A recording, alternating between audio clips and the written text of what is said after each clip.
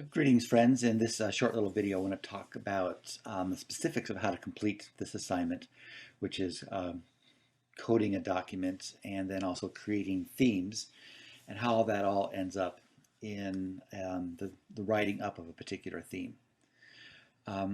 As we've mentioned before, this is an iterative process, which means you start at one place, which is the collection of data, an interview or observations, or any number of different tangible expressions of human behavior. And then in this case, we make a transcript out of an interview. We will read through that interview and time again and start at the beginning of the coding process. And as you will see in a few minutes, this is the next step is in the process is to code that material and then also begin to start thinking about making themes out of those codes. So I think the best way to do that is to go ahead and actually demonstrate that for you so you can see how that actually can work. So what I have here is I have another interview, one that we're not using here, and I've begun the coding process. And a number of different ways you can go about this. What I did was I just highlighted a section, and up here at the top is a little command that can give that section a color, and I began to start coding this document. You chunk it, you take a little section and you read it and highlight it if it expresses some idea or a thought or a concept, and then you give that a name that will indicate to you what that particular section is all about. Now, we said there's a number of different ways that you can do this. You can there's a number of different ways you can choose the name for that section. You can take the image of that section evokes, does it talk about maybe fear or anxiety or hope for the future or something like that. That particular section, evokes some kind of idea in your imagination. You actually can take a word out of that section that's called in vivo coding. Or there might be something in the literature that you have read before, a particular technical way of expressing something. So what you'll do is you'll go through the section, so the document section by section. And I've stopped right here because I want to draw attention to this particular paragraph and talk about how you might code this section. In this section, a person talks about the philosophy of education that they have. And my philosophy of education is that every child should and will be able to learn and apply every lesson taught to the best of his or her ability. I will accomplish this by always expecting and encouraging the best for my students. And it goes on and on about imagining what this person might be like. Well, this doesn't look exactly like a reason to become a teacher, but actually when you think about it, it does, because what this person is doing is imagining a future self. So I would go ahead and highlight that and calling this just that.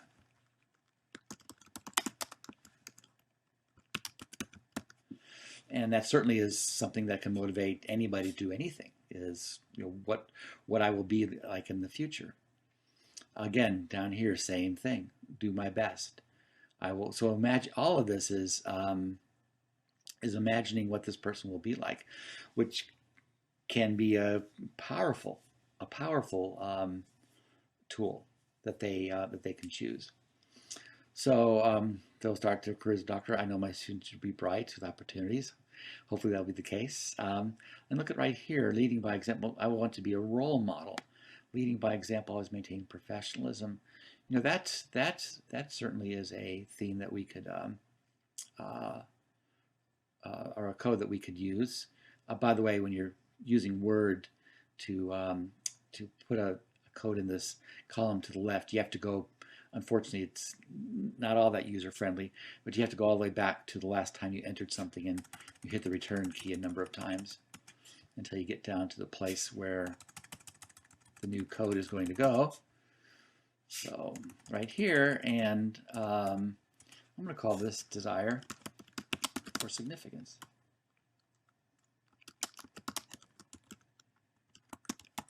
Oops. Let's see. Sorry, my typing fingers aren't working all that well right now.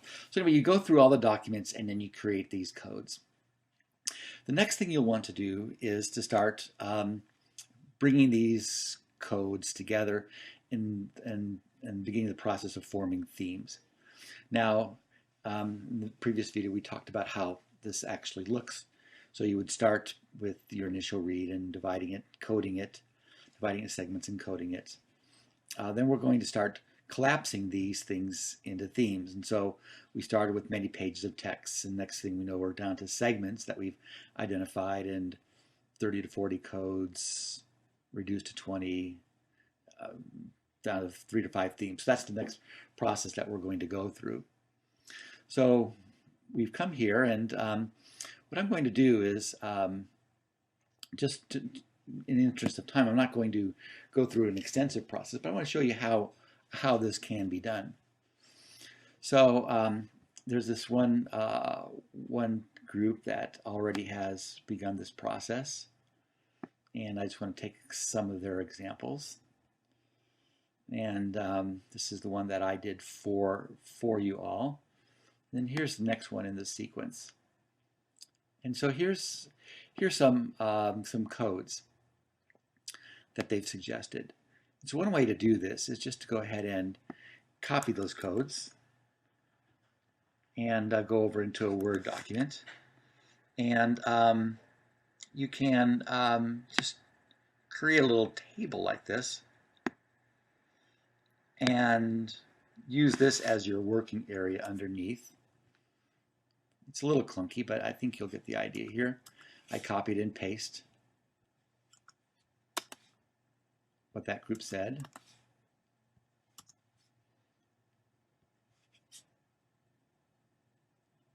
And then I began to start moving those into the table above. And as I moved them, I began to start thinking about how they might group. So I put the positive influence here, inspired by mother, up there. I took these from the document that I coded, and so I think I'll tentatively give this the theme of personal significance. Childhood fascination, I'm not sure what to call that. Just kind of, imagination for now. And then go back to the document and just continue to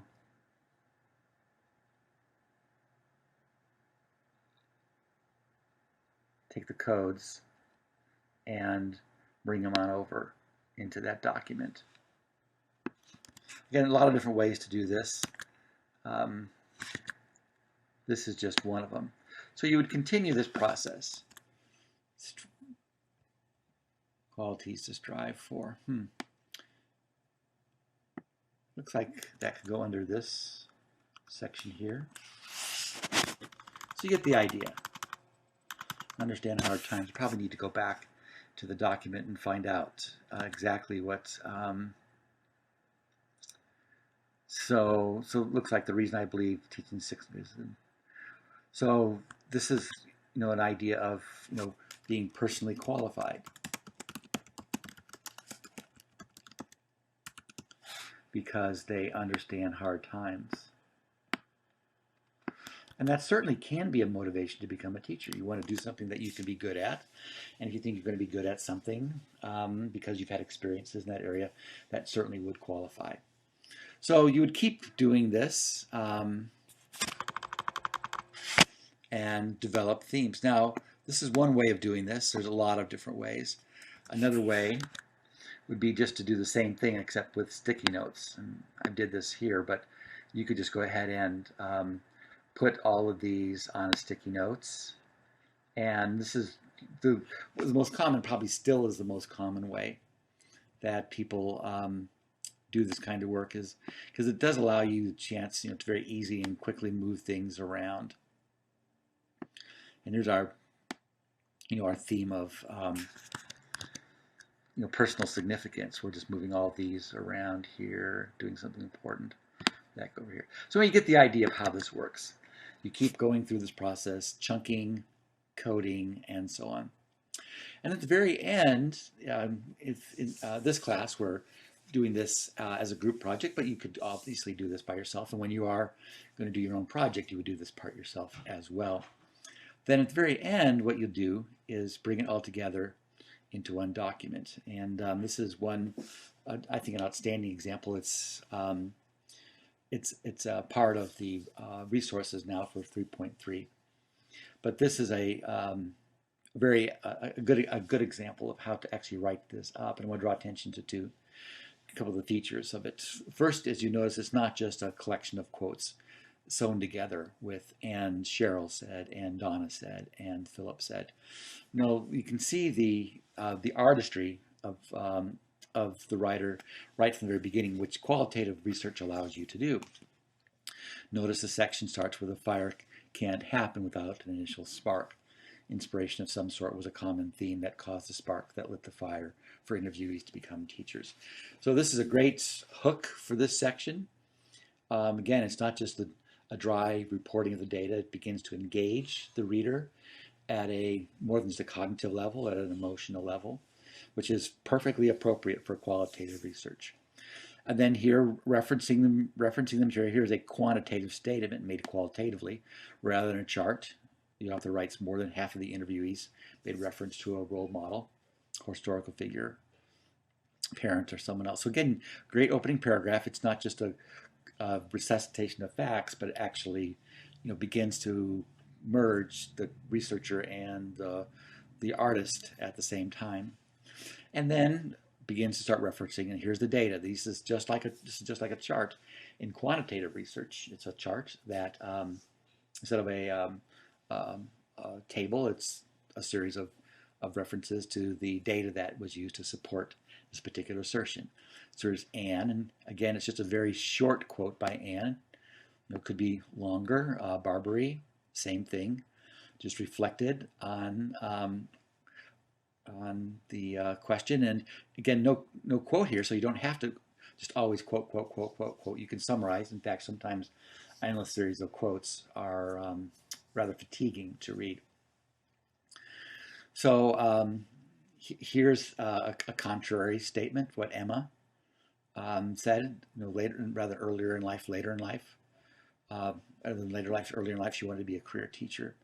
So again, you can you just go through a document like this, and gives you an excellent example of how to write this up. So you can see then how the process works. We're starting from this initial read through, dividing into segments, coding, kind of looking for redundancy, bringing them together and collapsing them into 3 to 5 themes.